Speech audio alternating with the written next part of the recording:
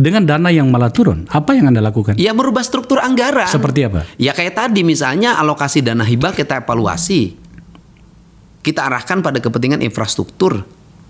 Kemudian hibah yang bertumpuk pada hanya 2 kabupaten, kita buat rasionalisasi. Kabupaten Garut dan Tasik. Kita buat rasionalisasi agar hibah itu nanti jatuh ke daerah-daerah secara berkeadilan dan berfokus pada ruang-ruang yang mereka mengabdi dengan baik pada negara, tetapi tidak terperhatikan.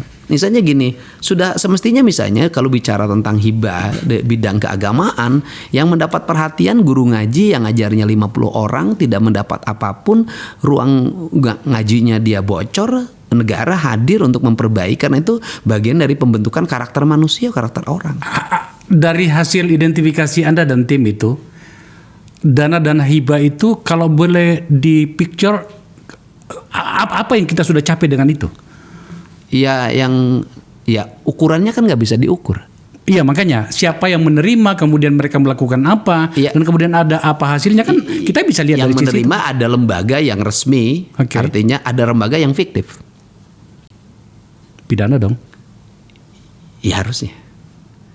Ada yang resmi, lembaganya ada, tapi dari yang resmi lembaganya ada yang 100% bisa dipertanggungjawabkan, ada yang hanya 70%, ada yang 50%, ada yang tidak bisa dipertanggungjawabkan. Pak Gubernur, silakan gunakan forum saya ini untuk menyampaikan apa yang harus Anda jawabkan dari pertanyaan-pertanyaan kritis seperti ini. Misalnya, ini alasannya lembaga-lembaga yang mendapatkan hibah ini apa, sejak kapan, siapa yang memberi, dan untuk apa, itu silakan digunakan. Ya, saya selalu mengatakan bahwa kan hibah-hibah ini didapat karena akses politik dan akses kekuasaan.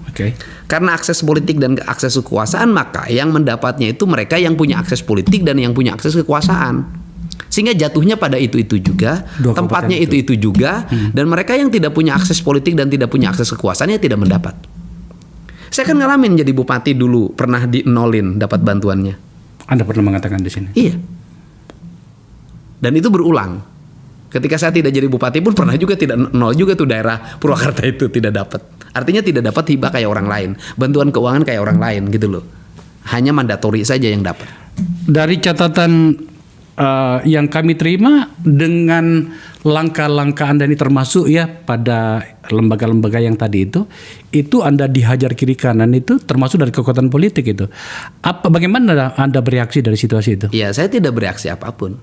Ya, saya nikmatin aja seluruh prasangka itu, praduga itu, dan tuduhan misalnya saya tidak akhlakul karimah, saya berbuat kezaliman, nggak ada masalah. Kenapa? Karena bagi saya akhlakul karimah itu justru terwujud dalam sistem pengelolaan anggaran yang baik. Kalau anggaran ini bermanfaat bagi kepentingan publik, bisa menolong orang-orang miskin bisa sekolah, bisa berobat dengan baik di rumah sakit, bisa mendapat layanan hukum, bisa rumahnya mendapat perbaikan, infrastruktur jalannya dibentuk, air bersihnya mengalir, listriknya menyala, transportasi publiknya terbangun. Bagi saya itulah akhlakul karimah.